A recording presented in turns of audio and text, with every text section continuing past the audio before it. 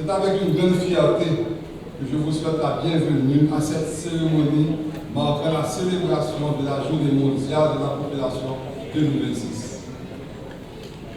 Cette journée du 11 juillet a été instituée en 1989 par le Conseil d'administration du Programme des Nations Unies pour le développement, à la suite du franchissement du seuil symbolique de 5 milliards d'habitants dans le monde en 1987.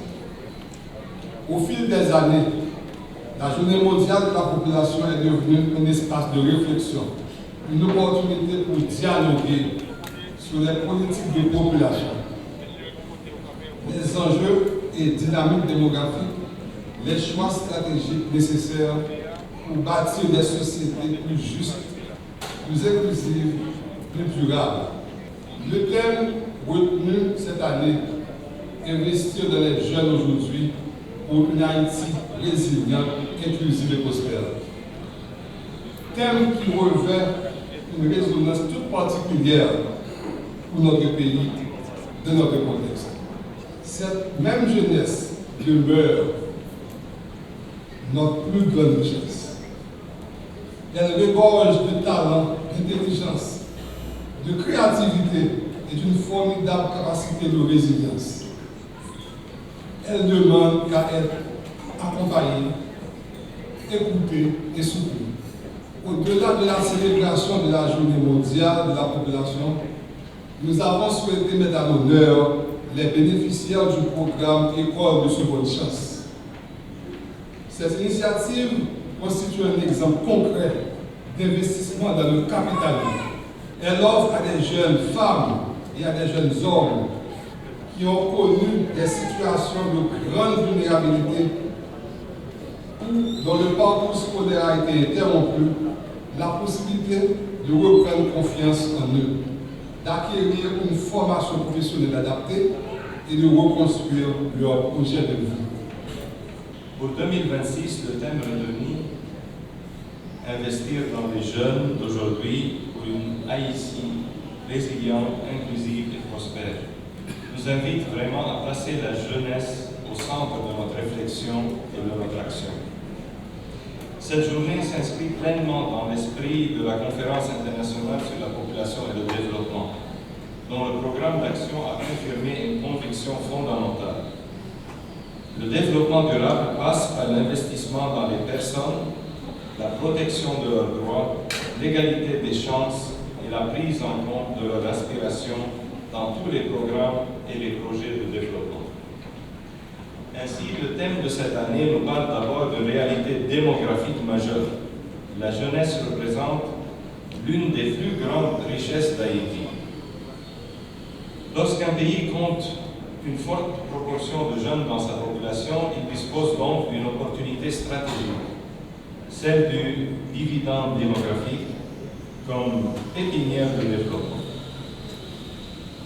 Mais cette dividende n'est pas automatique. Ça dépend vraiment de choix politiques, d'investissements cohérents et d'une vision de long terme. Ça dépend de notre capacité à voir dans la jeunesse, comme mon frère vient de s'exprimer avant moi, non comme un défi à gérer, mais comme un potentiel à relever, à révéler. Une source convaincante des solutions innovantes tant entendues pour le déclic vers le développement émergent. C'est pourquoi la formation des jeunes est un pilier essentiel du dividende démographique.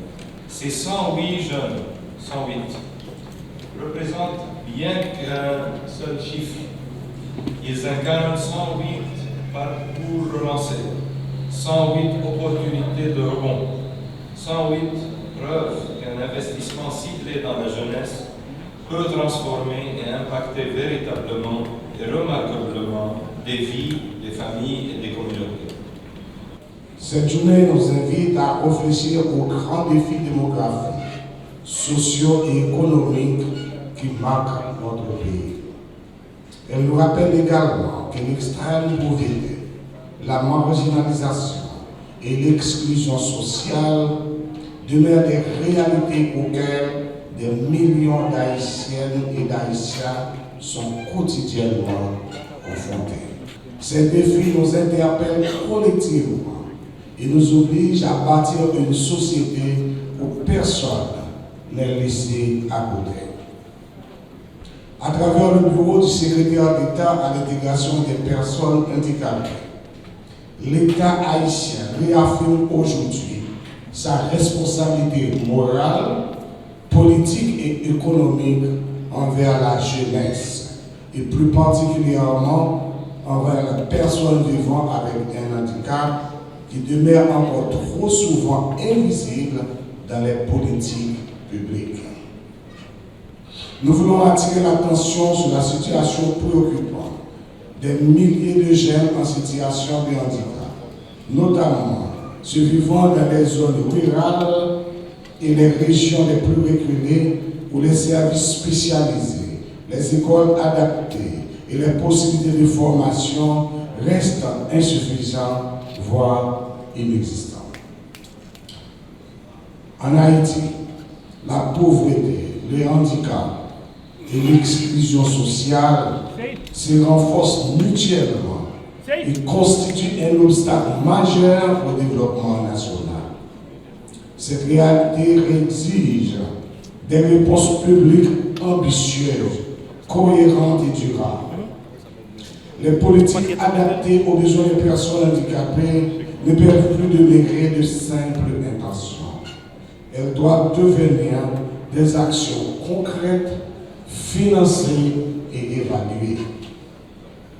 Il est temps d'accorder une place réelle auprès de 1,6 million de personnes vivant avec un handicap dans les grandes orientations budgétaires, économiques et sociales du pays. Il est temps d'investir davantage dans l'accessibilité universelle, l'éducation inclusive, la santé, la formation professionnelle, l'autonomisation économique et l'emploi, autant de piliers indispensables pour lutter durablement contre la pauvreté et les inégalités. Haïti compte aujourd'hui plus de 2,27 millions de jeunes âgés de 15 à 24 ans, soit près de 15% de la population nationale. Cette jeunesse représente notre plus grande richesse. Pourtant, elle évolue dans un contexte marqué par l'insécurité, les déplacements forcés, les inégalités et un accès encore insuffisant à la santé, à l'éducation, à l'emploi et aux services essentiels. Pour les femmes et les filles, ces difficultés sont encore plus profondes. Elles représentent plus de la moitié des personnes déplacées à l'intérieur du pays et demeurent les premières victimes de violences basées sur le genre. En 2025, plus de 8000 cas de violences basées sur le genre ont été documentés, dont une majorité de violences sexuelles, tandis que des centaines de mineurs ont également été victimes d'agressions. Ces chiffres nous interpellent. Ils nous imposent une réponse collective, coordonnée et durable. Le récent rapport des Nations Unies sur la jeunesse nous rappelle également qu'investir dans les jeunes n'est pas seulement une exigence morale, c'est une nécessité démographique, économique et politique. Le pays qui investit dans sa jeunesse transforme sa transition démographique en moteur de croissance.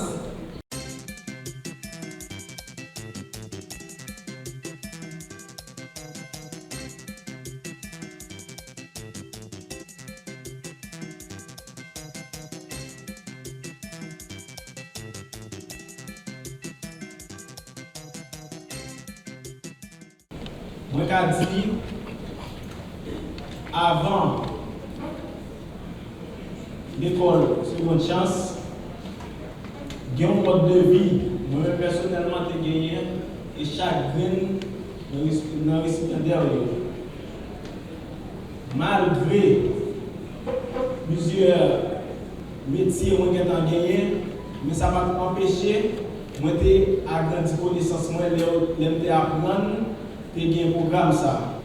Moi, j'ai dit, grâce à l'école Seconde Chance, qui vient faire gagner une connaissance en plus, côté que moi en mesure pour me dépanner, pour débloquer chaque monde qui a une moto et qui a une opportunité tout, pour mettre des corps dans la poche. Moi, je remercie nous en pile parce que vous mettiez que nous mettez la même journée jeudi. Parce que sérigraphie, c'est hommage du cuit. À l'aide de sérigraphie, on a dit, je vais mettre comme la poche. Je demande nous pour nous pas seulement rester là. Je demande nous pour nous aider les jeunes qui sont dans la rue autour. Parce que tant que nous avons métier dans nous, il y a quelques bagages jeunes qui vont arriver à faire.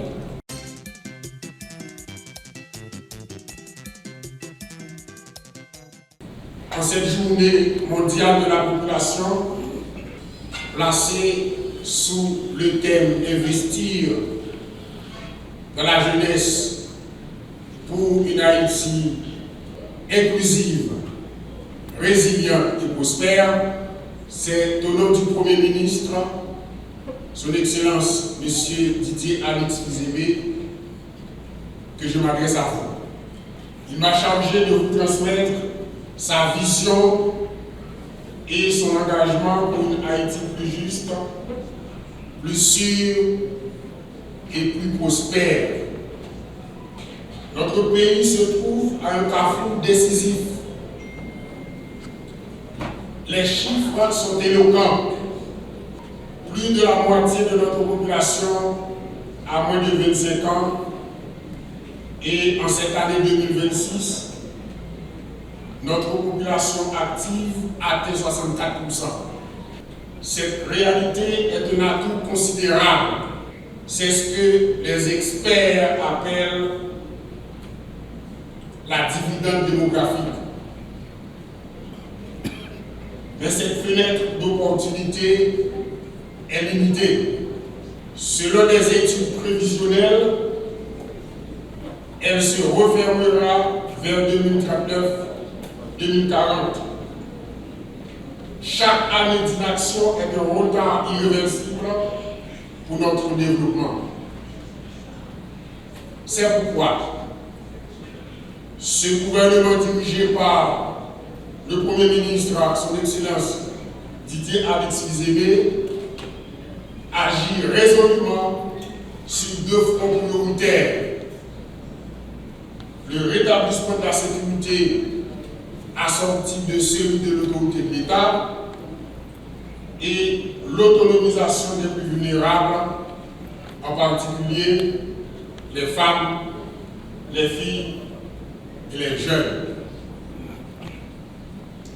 Sur le plan sécuritaire, malgré les défis persistants et le déplacement de plus de 1,4 million de nos compatriotes, la réponse du gouvernement est ferme et déterminée. L'offensive engagée depuis janvier avec l'appui de la communauté internationale marque un tournant. L'objectif du gouvernement est donc clair: réduire à néant la capacité des gangs et renforcer les forces de sécurité nationale, la police nationale d'Haïti, PNH, les forces armées d'Haïti, FADH, dont nous saluons ici la détermination indéfectible de doter la population haïtienne de la paix et de la tranquillité durable. Elles sont l'avant-garde de notre souveraineté. Leurs efforts aux côtés de la force de répression des gangs sont essentiels pour rétablir la paix et créer les conditions d'élections libres et transparentes seule voie légitime vers l'ordre constitutionnel indispensable.